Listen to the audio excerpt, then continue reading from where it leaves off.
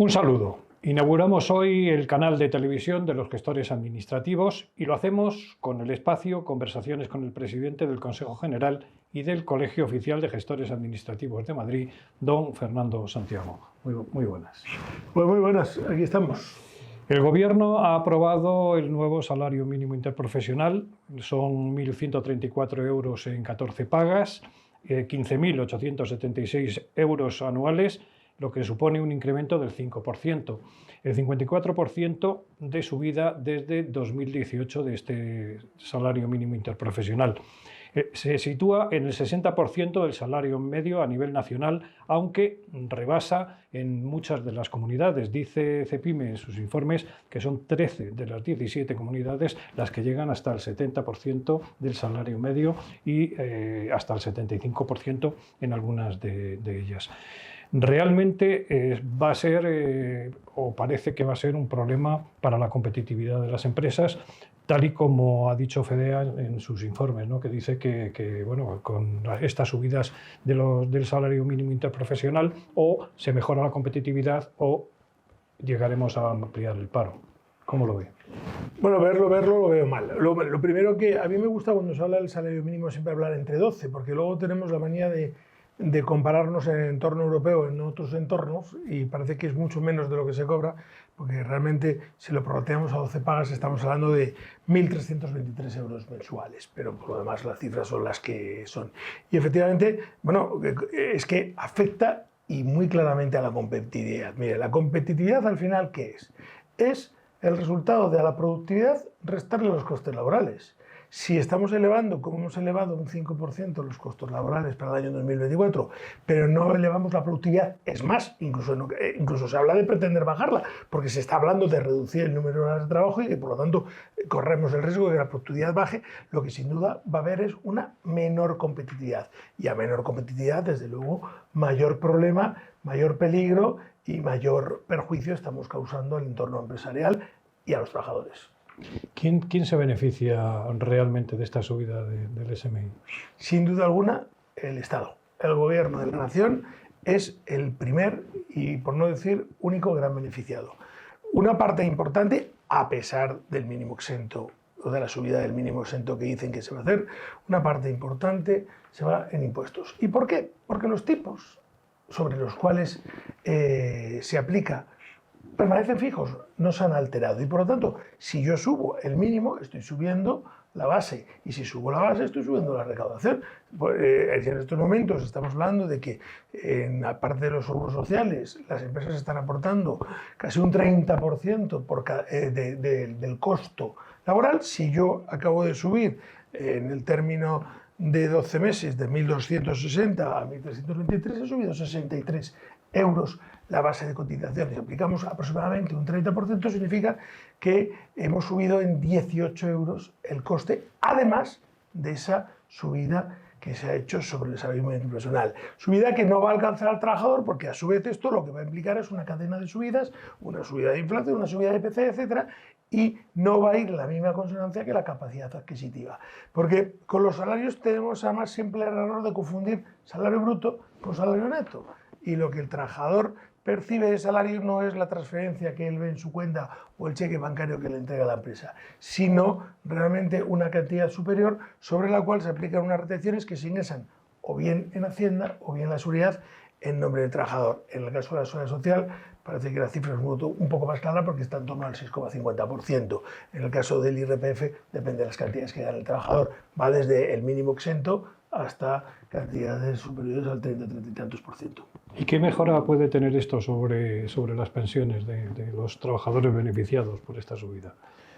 Vamos a ver, lo que están diciendo todos los expertos es que en muy poquitos años no vamos a cubrir ni el 40% de las pensiones al ritmo de subida. Evidentemente, si sube la base de cotización, está subiendo la base para el importe de las cotizaciones a jubilación o a cualquier otra contingencia. Pero es que las jubilaciones son muy a largo plazo. Estamos hablando de que lo que cuentan son cotizaciones a 30 años o los últimos 15 años. En todo caso, puede beneficiar en cotizaciones a imprevistas, como pueda ser una invalidez o como pueda ser un accidente, un fallecimiento, una orfandad, etc. Evidentemente, cuanto más base de cotización uno tenga, cuanto más gane, más va a cobrar en el caso de esa pensión. Yo, a corto y a medio plazo, desde luego, solamente puede venir bien en aquellas, insisto, contingencias inesperadas y que nadie las quiere.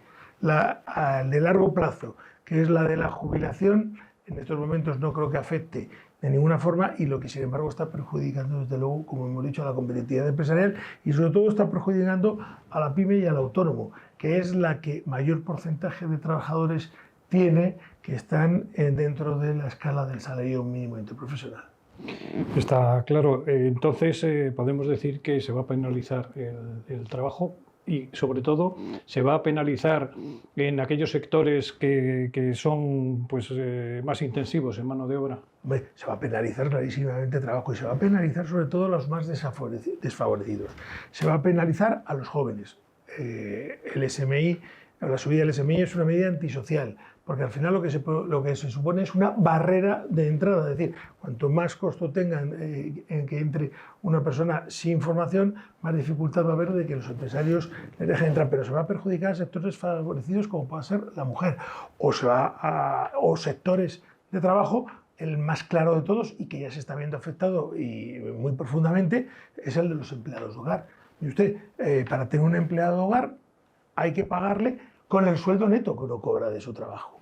Y en estos momentos, el coste de un empleado de hogar a jornada completa está superando los 1.700, 1.800 euros mensuales. ¿Quién gana de forma neta esa cantidad, o qué matrimonio gana de forma neta esa cantidad para que puedan tener una persona a su servicio en el hogar, o simplemente para que se pueda hacer la famosa conciliación laboral cuando coincide con horarios de trabajo de esa familia, y por lo tanto lo que necesitan es una tercera persona que se ocupe o bien de ayudar o de los bien de cuidados de la casa, o bien simplemente de cuidados de determinados miembros de la familia pequeños? Hay casos absolutamente sangrantes. Yo he visto gente llorar que hace 4 años, madres solteras que podían tener un hijo o una hija y que, bueno, con un sueldo medio razonable podían tener una empleada de hogar, y que en estos momentos no lo tienen. ¿Y con quién dejan ese hijo o hija? Pues al final con los de siempre, con los abuelos, si es que hay abuelos. Está claro. Podemos hablar de un asunto que todavía no se sabe si se va a llevar adelante o no. Se sabe que estaba el Ministerio de Empleo estudiándolo, como es la doble escala, esa doble escala que ya tuvimos aquí en España y que hay en otros países, que es la de los trabajadores y la de los jóvenes. ¿Sería producente el hacer 2 salarios mínimos distintos? Bueno, a quien no le va a gustar mucho que hablamos de esto es a los sindicatos, que son los que ya se han manifestado en contra de la doble escala. Pero claro que podemos hablar de doble escala, incluso de multiescala. Permítanme que me invente esta palabreja. Porque el salario mínimo interprofesional efectivamente se puede aplicar o bien uno para los jóvenes y bien para otro determinado núcleo de población, pero también se puede establecer por regiones, como hay países en el entorno europeo o del resto del mundo que lo tienen por regiones, incluso por modelos de trabajo, por centros de trabajo, o incluso por productividad, por sectores de trabajo. Se habla por parte de los sindicatos, cuando se habla de este asunto, se dice, bueno, pues que es inconstitucional, o que simplemente el establecer salarios mínimos interprofesionales diferentes lo que hace es que ser injusto unos con otros. Pero realmente es injusto. Mire usted, ¿acaso tiene el mismo costo el café en una ciudad como Madrid o una ciudad como Badalona? ¿Acaso un empresario tiene que vender los mismos cafés para llegar al salario mínimo interprofesional en una cafetería que tiene que pagar a su empleado en Madrid que en Badalona? Entonces es injusto, pero entonces sería injusto todo en este mundo, porque lo cierto es que los alquileres en la gran capital son muchísimo mayores que en una ciudad de provincia. ¿Por qué no establecer, por lo tanto, unos salarios diferentes en aquellos sitios donde es más caro? Les recuerdo que hace muchos años que se habla, por ejemplo, de la ley de capitalidad en Madrid, y sin embargo los partidos políticos se han negado, muchos de ellos sistemáticamente, a que, digamos, de alguna forma se retribuya ese incremento de coste que tiene el trabajar. Eso es lo único que conseguimos en ocasiones, es que haya mano de obra buena e importante que no quiera moverse o que no quiera que haya movilidad geográfica. Porque mire usted, un funcionario que en una determinada escala que pueda cobrar lo mismo estando trabajando en Madrid que estando trabajando, le voy a decir, en Villalba, que está a 50 kilómetros, sin embargo va a encontrar que vivir cerca de su centro de trabajo le va a salir mucho más barato en Villalba que le va a salir que vivir en Madrid. ¿Y por qué no puede haber un salario mínimo interprofesional? Hombre, es exagerado con 50 kilómetros de distancia, pero desde luego podría haber un salario por zonas geográficas. Pero que insisto que esto mismo es extrapolable a edades. No es lo mismo la necesidad como salario mínimo interprofesional de una persona de 50 años que puede tener 2 hijos y que está en una situación donde tiene que mantener a una determinada familia, que una persona que accede de repente y de nuevo al puesto de trabajo y que por lo tanto los gastos que tiene, que incluso si está viviendo con su familia, aunque quiere independizarse, es otro objeto que tendríamos que discutir, pero lo que no hay duda es que su gasto es absolutamente diferente que el de un padre de familia que necesita trabajo. Sin embargo, los estamos equiparando, pero a la hora de tener que pagar gastos no están equiparados, porque uno tiene hijos, tiene colegios, tiene más comida que hacer que el otro. Pero que siquiera hablamos, por eso decía, de la multiescala, ¿por qué no por sectores estratégicos o por sectores normales? Porque resulta que en la construcción puede haber una forma, en el metal otro. Es decir, variedades hay múltiples. Por eso, a lo mejor, ya que los sindicatos no quieren hablar de esto, ya que abrimos un grifo infinito, a lo mejor lo que podríamos hablar es de deducciones fiscales o de ayudas a las empresas con un solo salario mínimo interprofesional, porque nadie pone en duda que haya que subirle el sueldo al trabajador.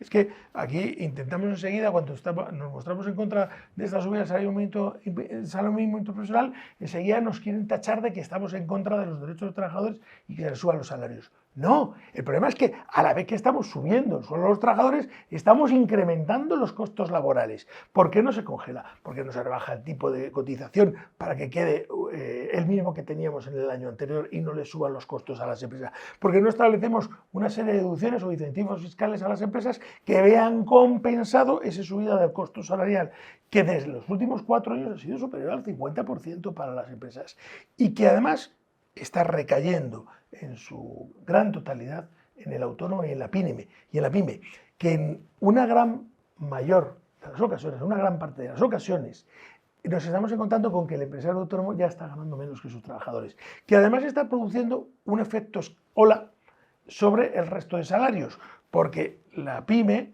o el autónomo tiene más de 2,5 millones de trabajadores que están cerca del salario mínimo interprofesional, por no decir que está en el salario mínimo interprofesional. Si el que entra sin conocimiento ninguno, sin saber hacer absolutamente nada, ya entra ganando 1.323 euros mensuales en 12 o 1.134 en 14, el señor que tiene un cierto conocimiento, que tiene una cierta experiencia, que ahora mismo estará en 1.400, 1.500, habrá que subirle también, porque exigirá una subida, porque si no dirá, oiga, si el que no sabe hacer nada cobra casi lo mismo que yo casi que prefiero ser como el otro y no tener responsabilidad. Pero es que en una pyme hay fácilmente encargados, hay fácilmente jefes de departamento que están ganando 1.700, 1.800 euros y esos mismos van a decir, oiga, ¿qué pasa? Resulta que yo que tengo toda la responsabilidad del mundo, yo que estoy en un negocio, porque imagínense una tienda de conveniencia, lo que ahora llaman los chinos, donde está el autónomo y 3 personas más, uno que hace de encargado, uno que acaba de entrar, el aprendiz o el nuevo que va a entrar con el salario mínimo interprofesional y otro que está en medio. Si se produce ese efecto escala, el que está de encargado dice, yo tengo la responsabilidad, yo tengo que ocuparme de que no engañen, de que paguen todas las responsabilidades del mundo y si ocurre algo además pueden repercutir contra mí cuando no está mi jefe, porque el jefe tampoco puede estar todo el día en la tienda y voy a ganar 150 euros más que el que entra. No, me tiene que subir. Ese efecto lo que está haciendo es machacar a las pymes y a los autónomos y lo que está ocurriendo es que están desapareciendo a una velocidad incontrolada tanto los autónomos como la pequeña y la mediana empresa.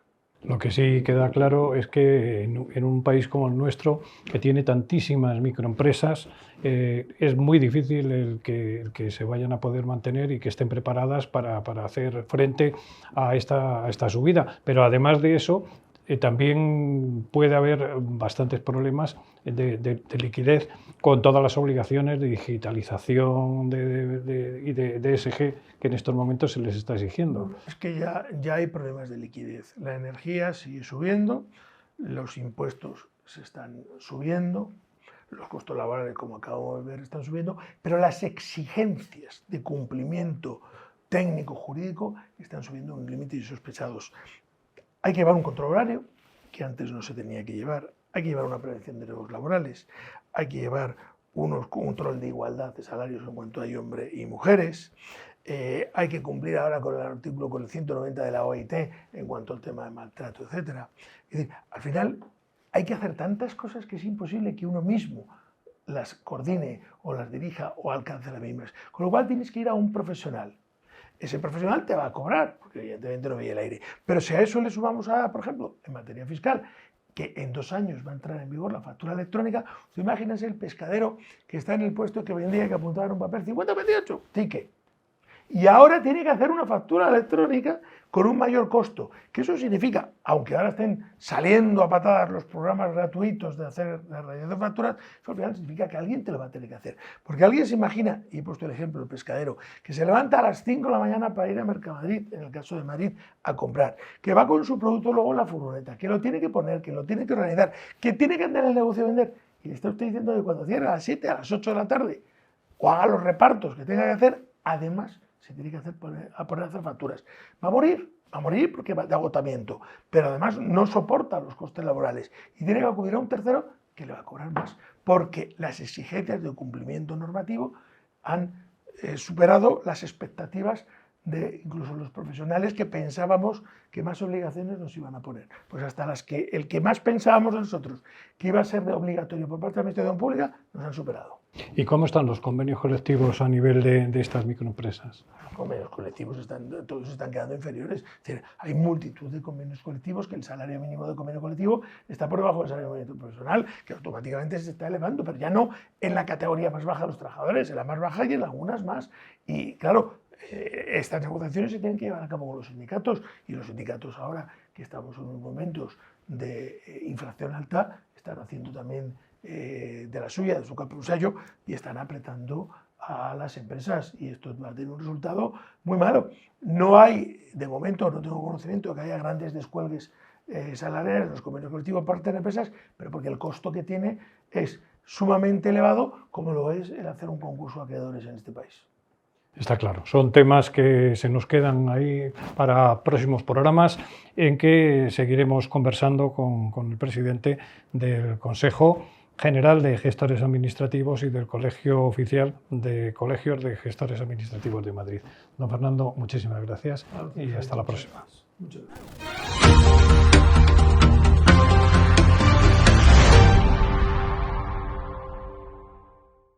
Iniciamos conversaciones de actualidad en la televisión de los gestores administrativos, hoy con don Manuel Herranz, vicepresidente del Colegio Oficial de Gestores Administrativos de Madrid. Muy buenas. Muy buenas.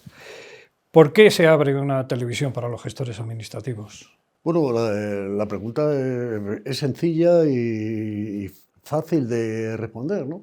¿Por qué se abre? Pues la comunicación de nuestra Junta de Gobierno y de nuestro presidente con nuestros profesionales, pues necesita otros caminos, necesita otros conductos, y por eso yo creo que se abre esta televisión para ofrecer la máxima información, no solo a nuestros colegiados, sino al público en general, ¿no? que lo necesita y que lo está demandando, tal y como están en este momento, pues la situación económica, la situación fiscal, la situación administrativa, la situación en general política en este país, ¿no? Es decir, no se abre un canal dedicado y destinado a hablar sobre los gestores administrativos, sino sobre la actualidad jurídica, fiscal, etcétera, etcétera, económica y demás.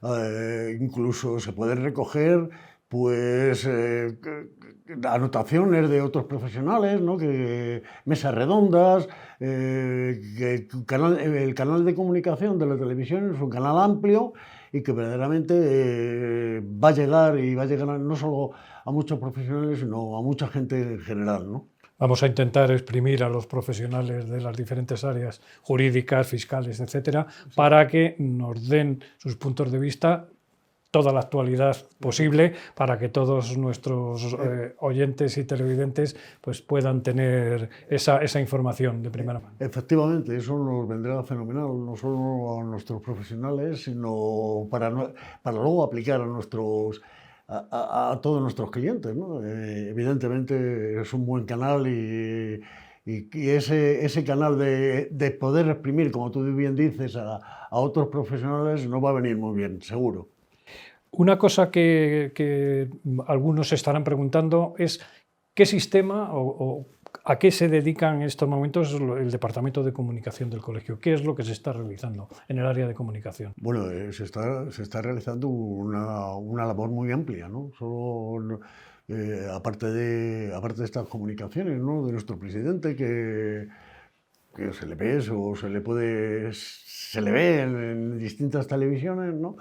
Pues tenemos otros canales, tenemos un canal para formación que es muy importante para nuestros colegiados.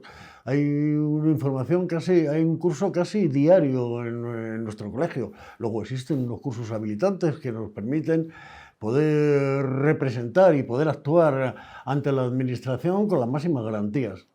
Hay también unas informaciones que se suelen sacar periódicamente en el que se hacen una serie de encuestas a los diferentes gestores administrativos, ¿no?, para dar el pulso. Evidentemente, ese tipo de encuestas que se hace a través del canal de comunicación, pues sí que sirven o nos sirven para tomar el pulso a la economía de este país, para saber evidentemente en qué sentido vamos, ¿no? Con lo cual, para nosotros, para los profesionales inclusive, yo creo que es muy necesario y muy importante. Hablábamos del otro pilar de actualidad importante, como es el de la formación, ¿no? Formación fiscal, que bueno, constantemente está habiendo cambios, formación laboral. ¿Qué campos son los que más se destacan? Evidentemente, los campos es en general, ¿no? Date cuenta que están saliendo reales decretos cada dos por tres, ¿no? Con lo cual, pues bueno, la formación en este momento no solo que es importante, sino es que es total y absolutamente necesaria, ¿no? Lo malo no son los reales decretos, que más o menos tienes información por otros canales. Lo malo son las órdenes ministeriales, las resoluciones, etcétera, etcétera, que esas casi no tienen alcance. Es evidente que entre unas cosas y otras todos los días tenemos unas cuantas, y bueno, mantenernos al día ya es difícil. Por eso acabo de decir que nuestro canal de formación es un canal bastante amplio. Yo creo, no, que hay 2 o 3 cursos por semana, y luego, como he hablado hace un momento, los cursos habilitantes que nos permiten, pues bueno, llegar con mayor seguridad a la administración y facilitar la posibilidad de que el ciudadano pueda llegar a esa administración con las mayores garantías. Es que tenemos que tener en cuenta una cosa, y es, por ejemplo, la responsabilidad, ya no solamente, por ejemplo, en el campo fiscal frente a los clientes, sino en el tema, por ejemplo, de tráfico, en matriculaciones, etcétera, en transmisiones.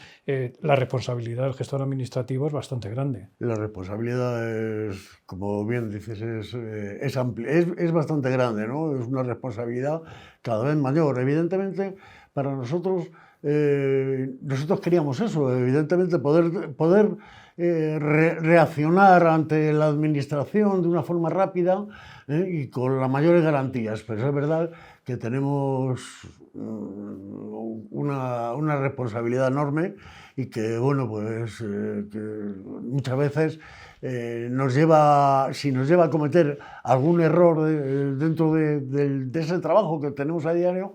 Bueno, nosotros tenemos también un seguro de responsabilidad civil que evidentemente puede cubrir o que cubre todas estas, con total y absoluta garantía, todos estos defectos que podamos tener en la tramitación. El mejor seguro es, desde luego, la formación, cosa que el colegio está haciendo en estos momentos con todas sus ganas.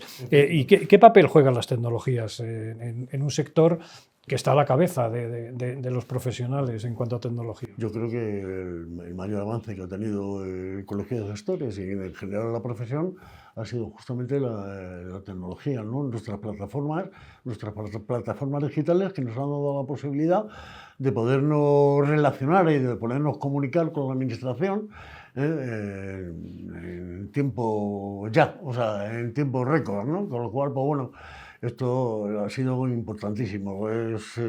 Digamos que el mayor logro que ha tenido nuestra profesión en estos últimos 10, 12 años ha sido justamente el de las tecnologías, ¿no? El tener una tecnología punta que nos permite comunicarnos con la administración de una forma rápida y segura y eficaz al momento.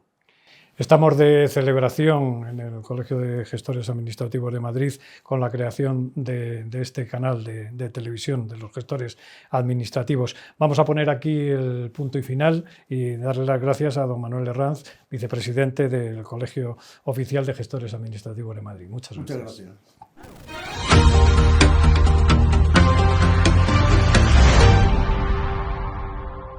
Iniciamos el informativo de actualidad normativa de la televisión de los gestores administrativos. El Congreso de los Diputados ha convalidado el Real Decreto 6/2023 de 19 de diciembre por el que se aprueban medidas urgentes para la ejecución del Plan de Recuperación, Transformación y Resiliencia en materia de servicio público de justicia, función pública, régimen local y mecenazgo. Se trata de una amplísima normativa que ya está prácticamente toda ella en vigor. Se trata de una norma que busca cumplir en plazo varios compromisos recogidos con el Plan de Recuperación pactado con la Comisión Europea y de ello depende que el Gobierno pueda solicitar con todas las garantías el cuarto desembolso correspondiente a los fondos europeos asignados a España. Con respecto a la reforma de la función pública, se incorporan a este texto medidas legislativas centradas en la reforma de este ámbito y en la labor de quienes trabajan en la Administración General del Estado. Se incluye una renovación de la planificación, organización y gestión de los recursos humanos, el refuerzo de la transparencia y una mayor agilidad de los procesos selectivos o la regulación de la evaluación del desempeño.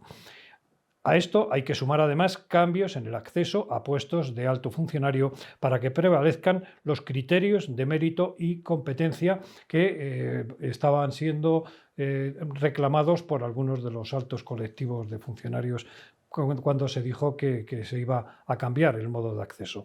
Además de esta norma, penden dos órdenes ministeriales referidas a dos cuestiones que formaban parte de los compromisos del Gobierno de España y la Secretaría de Estado de Función Pública. Por un lado, se establecen planes de ámbito general de 4 años de duración, otros específicos junto a otros de reestructuración de sectores concretos. Por otra parte, se regula la figura del directivo público profesional en la Administración del Estado.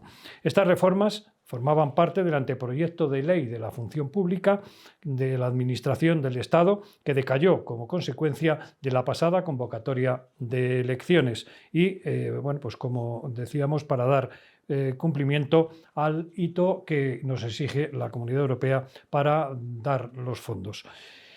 En cuanto a la planificación estratégica y al acceso al sector público, la regulación de la planificación estratégica de los recursos humanos busca que sea el principio de organización clave a través de unas directrices diseñadas por la Secretaría de Estado de Función Pública. Los diferentes planes que se planteen a partir de ahora serán los que determinen la actividad y las incorporaciones al sector público. La oferta de empleo público será la que reciba el mayor refuerzo dentro de este campo al imponerse plazos irrenunciables para ejecutarlas a través de las convocatorias correspondientes. Entre las novedades está la posibilidad de que las plazas no cubiertas tras una convocatoria de oposiciones puedan volver a ofrecerse si no han pasado más de 3 años desde la publicación de la oferta. De esta manera se trata de acabar con el gran número de interinos que hay en estos momentos en la Administración y que en la Unión Europea no hace más que reclamar que vayan disminuyendo y por plazas fijas dentro de la Administración. También se establece la posibilidad de que el departamento competente convoque a través de la Secretaría de Estado de Función Pública concursos unitarios y permanentes para incluir puestos de trabajo vacantes de los distintos ministerios. Podemos decir que el fin es fomentar una mayor ocupación de plazas necesarias de cobertura. En lo referido a los procesos de acceso y selección de empleadas y empleados públicos, se impulsará un modelo más ágil y eficiente con la duración máxima de los procesos selectivos y la territorialización de las pruebas. Para ello, se piensa establecer obligatoriamente la publicación de convocatorias en el mismo año de la aprobación de la oferta de empleo público, que deberán ejecutarse en un máximo de 2 años. El proceso de oposición, además, no podrá durar más de 1 año. Para hacer unos procesos más garantistas y unitarios, se habilita al Ministerio de Hacienda y Función Pública para elaborar un modelo de bases comunes de los procesos selectivos, y esto busca facilitar que las actuaciones y orientaciones en el campo de la selección de personal queden recogidas en un único instrumento vinculante para todos los procesos. En cuanto a la evaluación de desempeño, el texto regula la evaluación obligatoria, el procedimiento por el que se valora la conducta profesional y se mide el rendimiento del personal de la Administración. Con esto se persigue una mejora de la productividad que redunde en una mejor prestación del servicio público.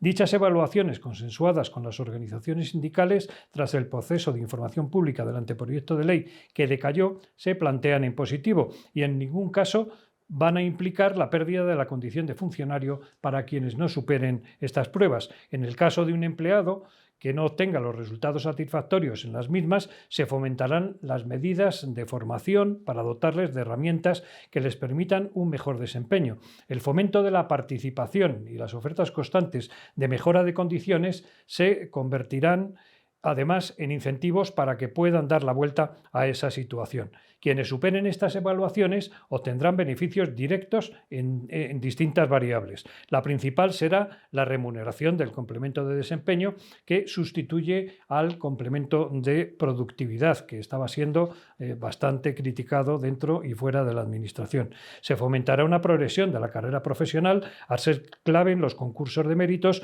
para la provisión de puestos de trabajo y para el acceso de las formaciones que plantee. Destaca dentro de este ámbito la introducción de la carrera horizontal, sistema por el que se puede mejorar las condiciones sin cambiar de puesto de trabajo. Para ello se utilizará un sistema de tramos donde se valorará la trayectoria, la evaluación de desempeño, la formación o la participación de actividades de docencia o de investigación. Todo lo anterior podrá traducirse en la retribución adicional del nuevo complemento de carrera. En cuanto a las modificaciones de la Ley de Mecenazgo, el Real Decreto incluye una modificación de la Ley 49/2002 de 23 de diciembre de régimen fiscal de las entidades sin fines lucrativos y de los incentivos fiscales al mecenazgo, que va a permitir cumplir con un hito del Plan de Recuperación, Transformación y Resiliencia relativo a la entrada en vigor del Estatuto del Artista, fomento del mecenazgo y régimen de incentivos fiscales. En este sentido, la modificación de la Ley de Mecenazgo contempla, la mejora de su régimen de incentivos fiscales con el fin de crear un marco jurídico fiscal y laboral adecuado para el sector de la cultura y otros que permita mejorar la protección social de los distintos agentes y aumentar la participación de los inversores. Por otro lado, y con respecto a la jurisprudencia, el Tribunal Supremo ha destacado en una sentencia que se discute que los autores que infringieron los derechos cedidos a una empresa al incorporar algunos de los dibujos o camisetas y otros objetos por los que la controversia del pleito giraba en torno a la extensión de la condena a cesar en los actos infractores. La Sala de lo Civil del Tribunal Supremo, en esta sentencia, que es de 29 de 2023, de la que es ponente el magistrado Ignacio Sancho Gargallo, ha desestimado el recurso planteado por la empresa Cucumuchu Ideas Sociedad Limitada contra la sentencia de la Audiencia Provincial de Navarra, que estudió los límites de alcance de la cesión de los derechos realizada a dicha sociedad por el creador de los personajes del universo Cucumuchu, Miguel Umerneta, y confirma que éste podrá realizar nuevos dibujos de los mismos siempre y cuando sean lo suficientemente distintos como para no poder ser considerados un plagio de alguno de los dibujos cedidos. Recordemos que él había perdido los derechos de imagen de estos muñecos, que son unos toros de las carreras de San Fermín de Pamplona, y que pues en el año 1994 a 2015 los fue desarrollando, y a partir de entonces pues se quedó sin esos dibujos. Ahora le autorizan nuevamente a poder seguir con ellos. Y por otro lado, la Sala de lo Civil del Tribunal Supremo ha dictado dos sentencias de 27 y 29 de noviembre de 2023 en las que avala el veto de los apartamentos turísticos en las comunidades de propietarios, que prohíben expresamente expresamente en sus estatutos la utilización de las viviendas para ejercer una actividad económica. El Tribunal considera al respecto que el alquiler de viviendas para uso turístico es una actividad económica y que, por lo tanto, queda claro. Esto es todo por el momento. Muchas gracias.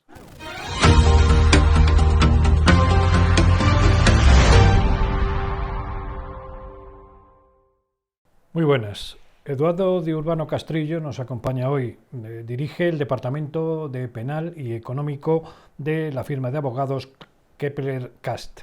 Hace nada que era magistrado de lo penal de la Audiencia Provincial de Madrid, pero como tantas otras eminencias de la judicatura, se ha pasado al ejercicio libre de la abogacía.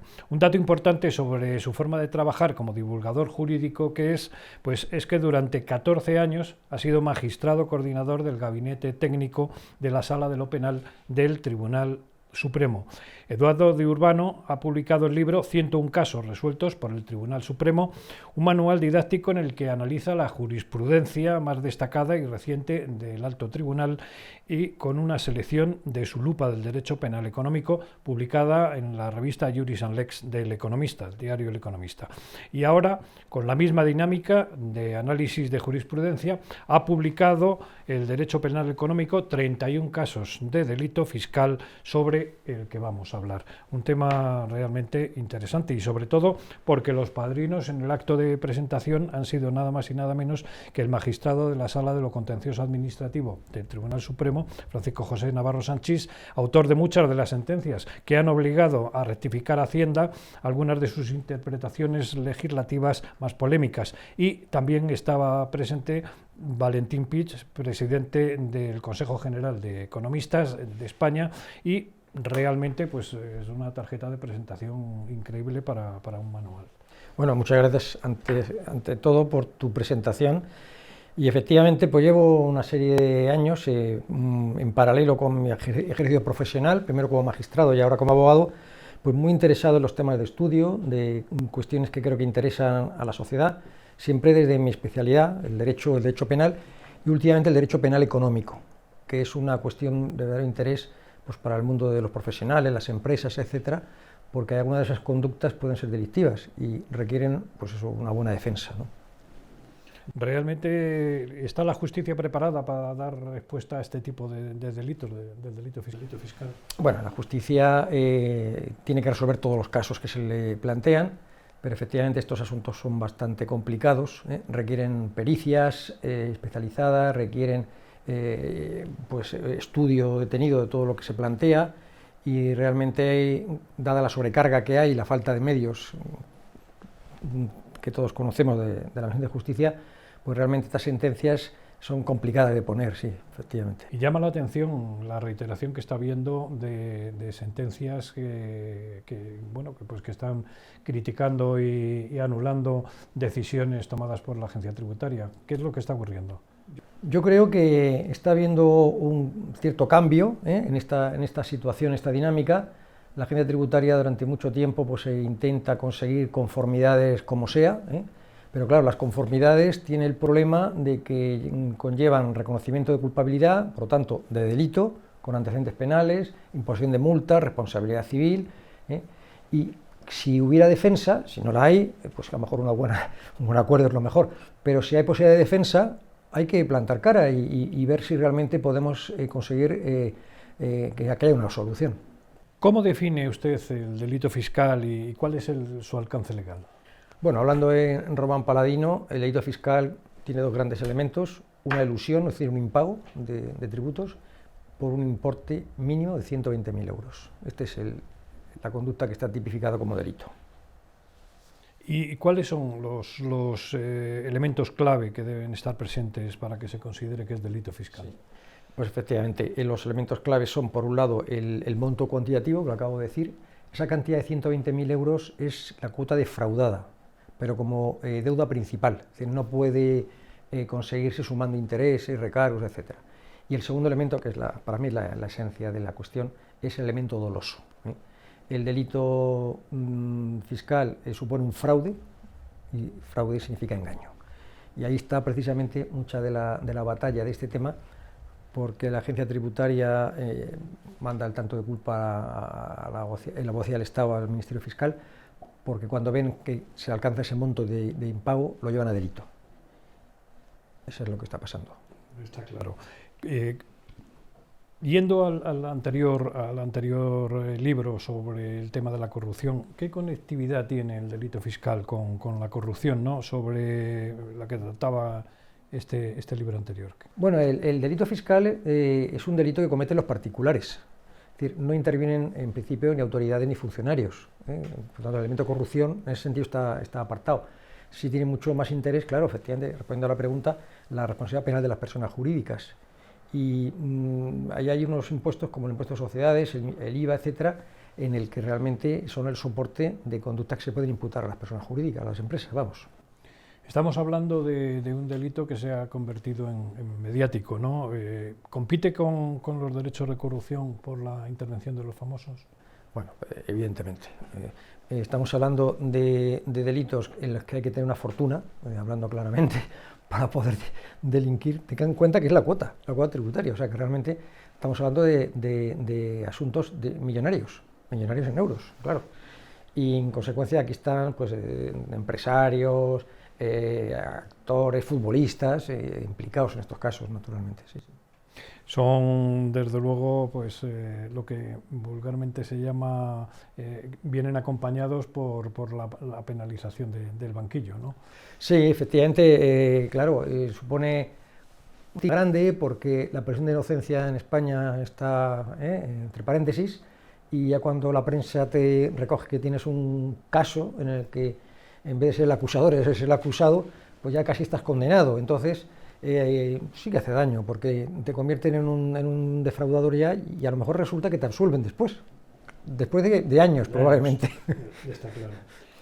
¿Qué diferencias hay entre este tipo de delitos y las insolvencias punibles? Bueno, son cosas distintas, aunque efectivamente tienen un punto de conexión. Las insolvencias punibles puede ser que uno de los acreedores sea la agencia tributaria precisamente, pero en este delito el perjudicado es el Estado precisamente a través de la hacienda pública estatal, o autonómica o local.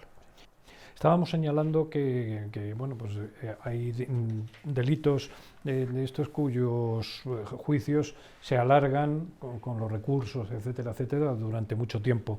Realmente, ¿cuál es el desafío al que se enfrentan los tribunales para intentar resolver estos casos?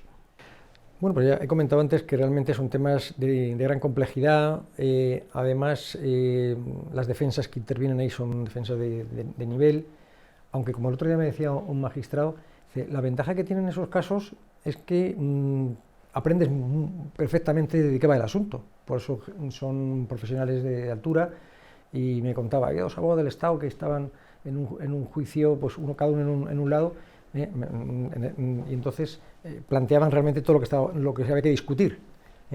Pero efectivamente estos asuntos, al no haber especialización, no hay juzgados económicos, ¿no?, que es una vieja reivindicación, como hay otros, ¿no?, pues realmente sobrecargan la maquinaria judicial. Es un problema que se resuelvan bien, porque es que además requieren muy buenos conocimientos. Y hay que decirlo, los jueces son en principio generalistas, hay algunos especializados en algunas materias, pero estos temas en los que no hay una especialización formal son temas complicados para la judicatura. Sí, sí. ¿Y cómo se determina la gravedad del delito? ¿Por la cantidad? ¿Por el dolo? Bueno, las penas son elevadas, ¿no? Van hasta los 5 años de prisión, y las multas que van aparejadas son del tanto al quíntuplo, y del tanto al sextuplo. Y en los supuestos agravados, es decir, lo más importante, por ejemplo, defraudación de más de 600.000 euros, la pena llega hasta los 6 años de prisión, de 2 a 6 años, y hasta el sextuplo. Entonces, lo que más se tiene en cuenta es la cuantía defraudada. A mayor cuantía, la pena puede ser más elevada, y según mi experiencia personal también, el tipo de defraudación que se ha organizado. O sea, cuando el montaje es muy sofisticado, realmente la pena va a ser mayor. Yo recuerdo uno de los últimos casos gordos que ha habido, y que entró entró por detrás de lo que era una auténtica pantalla para evitar que se descubriese el delito fiscal, que fue en Panamá, a través de un consorcio de periodistas, y realmente ahí sí que se pudo ver todas las tripas de lo que es un montaje de este tipo. Y quizá les interese mucho a nuestros oyentes, porque como gestores administrativos mayoritariamente pues son asesores fiscales, ¿no? ¿Qué responsabilidad penal tienen los asesores fiscales y es frecuente que se tengan que enfrentar a este problema? Bueno, yo creo que la sociedad no se detiene, todo avanza. Nos acordamos probablemente todos del caso Messi, ¿verdad? Y dijo la sentencia, lo que nos ha extrañado es que no hayan venido aquí los asesores, porque evidentemente este hombre por sí solo no es capaz de montar toda esta estructura que en ese caso se consideró fraudulenta, ¿no? Efectivamente, las cosas han cambiado, están cambiando y ya se les lleva a los juicios. Desconozco las cifras exactas en este momento, pero sí que los asesores fiscales, que muchas veces son pues, administradores, son personas que pueden actuar como cooperadores del delito, cooperadores incluso necesarios. Y eso es una modalidad de coautoría, es decir, que está equiparado al obligado tributario, aunque tienen una reducción de pena, porque como estos son delitos especiales, los que no lo son, los que no tienen esa condición, tienen una pena un poco inferior. Pero el asesor que, en vez de limitarse a hacer su trabajo, digamos que participa un poco en el montaje de una cuestión que es fraudulenta, va a tener responsabilidad penal, sí. Y realmente hay colaboración por parte de los acusados de delito fiscal y de sus asesores fiscales cuando se lleva esto a los tribunales. Pues sí, porque les interesa, porque realmente han salido ofertas, digamos, legales, que es la regularización y la cuasi-regularización de la deuda tributaria, y tienen que reconocer la deuda, tienen que satisfacerla o comprometerse a hacerlo, y esa cooperación pues está muy bien, digamos, pagada, porque la regularización supone la eximente responsabilidad y la cuasi-regularización una atenuante importante, ¿no?, en la pena. Entonces sí que hay esa colaboración, que además, por otro lado, es una obligación legal. Por eso estamos encontrando últimamente pues, muchísimos casos en los que las sentencias son de conformidad, ¿no? ¿Esto se produce en otro tipo de delitos o es específico de...? Desde el punto de vista penal, que es a lo que yo me dedico, ¿verdad? Estamos hablando del delito fiscal todo el rato, sí que estoy observando, de la mano de la Sala Tercera del Tribunal Supremo también, que se están corrigiendo mala praxis de la agencia tributaria. Concretamente, las entradas y registro a veces no respetan la cobertura concreta que tienen. Se comunica la inspección, el inicio de las acciones de inspección, incluso cuando ha acabado ya, y por lo tanto no ha habido posibilidad de que haya una intervención del obligado tributario desde el principio. Tenemos también otras cuestiones como excesos de los funcionarios a la hora de practicar esta actividad. Y luego también, por supuesto, un olvido muy grande durante el procedimiento administrativo sancionador de los principios básicos del proceso penal, el indubio, por ejemplo. La agencia tributaria convierte todas las presunciones contra el contribuyente, es decir, pro fiscus. Eso es absolutamente lo contrario de lo que tiene que ser, Y el Tribunal Supremo corrige muchas veces y absuelve porque tiene dudas. Simplemente. Algunos de los casos que últimamente han llamado más la atención porque han quedado absueltos, algunos de los jugadores de fútbol y demás, ha sido por la utilización de sociedades. Parece que Hacienda piensa que la utilización de una sociedad es ya de por sí fraudulenta. Tiene que ser una sociedad pantalla, efectivamente, una sociedad instrumental, si no, en principio no tiene por qué ser delictiva, ¿no? Sí, así es. ¿Nos puede incluir algunos de los casos más destacados que se han incluido en el libro de Derecho Penal Económico, 31 casos de delito fiscal? Bueno, son casos seleccionados porque tienen algún elemento de interés, ¿no? Entonces, hay sentencias ahí absolutorias, condenatorias, porque creo que es el claroscuro que hay que presentar. Pues hay casos, sí, por ejemplo, hay un caso que enfrenta la economía de opción, que es algo lícito, con las operaciones simuladas, que es delictivo. Entonces está muy bien llevado ahí. También tengo otro caso que considero que el soporte digital, donde estaba la evidencia, la presunta evidencia del delito, se incautó y se llevó al juicio y se consideró insuficiente para la condena, por una serie de razones. También tengo un caso en el que la agencia tributaria recurrió a una praxis que está absolutamente denostada ante los tribunales, que son las investigaciones prospectivas, o sea, a ver qué pillo. Entonces, eso no es admisible. Tiene que haber una investigación sobre un ejercicio concreto, un impuesto concreto, y no una especie allí de a ver lo que sale, a ver lo que encuentro. Eso está muy penado, yo creo que en todos los regímenes jurídicos de toda Europa, vamos. Yo he tenido un caso muy reciente ahora, en el que efectivamente, con una autorización concreta para un ejercicio fiscal, se ha sacado para otro delito y otros ejercicios fiscales, pues haciendo una serie de cálculos internos la propia agencia tributaria. Claro, es una forma de proceder que es que no tiene, vamos, que no tiene parangón con ningún otro delito. Cuando la policía tiene una autorización, pues se refiere a eso. Si necesita ampliar el objeto de la investigación, tiene que pedir autorización al juez. Porque claro, si no habría una inquisición general, que está prohibido, naturalmente. Está claro.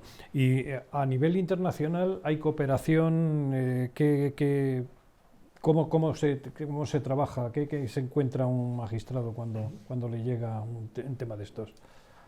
Bueno, voy a contar una anécdota, ya que haces esta pregunta, Xavier, y es, pues, en mi última época de ejercicio de la jurisdicción, me trajeron detenido desde Abu Dhabi a un empresario que estaba en busca y captura por unos delitos de hace casi 20 años. Lo trajeron, se le juzgó y se le condenó. Y entonces ahí fue, claro, pues la policía la Interpol, ¿no? Pues había realmente hecho su trabajo, ¿no? Ahora, por ejemplo, hay un caso interesante en los temas, por ejemplo, fronterizos y demás, es el papel de la Fiscalía Europea. La Fiscalía Europea, que ha empezado a operar en el año 2021. Recientemente, sí. Sí, que tiene una delegación en España, lógicamente. Pues yo me he entrevistado con ellos hace poco y, para mi sorpresa, pues me dijeron que ellos solamente se dedican a los asuntos de la Unión Europea y que no cooperan, por ejemplo, con las autoridades nacionales, por ejemplo, en este tipo de delitos. Hay que irse a Eurojust, es otro tinglado diferente, y yo creía que esto era más directo, pero no.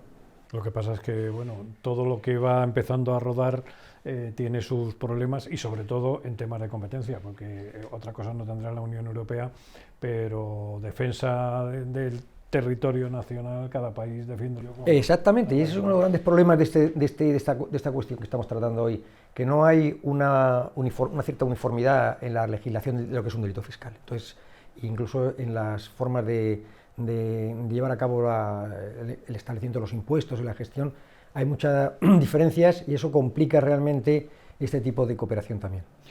Ya para finalizar, una curiosidad.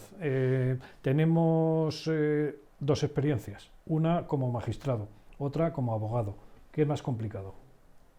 Bueno, todo es complicado. Sí, sí. Lo que pasa es que todo es apasionante, vamos a llamarlo así, ¿no? Porque tenemos la realidad de la vida, y en una tienes que ser absolutamente objetivo e imparcial, y en el otro, desde la objetividad, tienes que tratar de defender a una persona que tiene un problema. Entonces son dos enfoques de la misma realidad sobre la misma materia, que es el derecho, en este caso el derecho penal.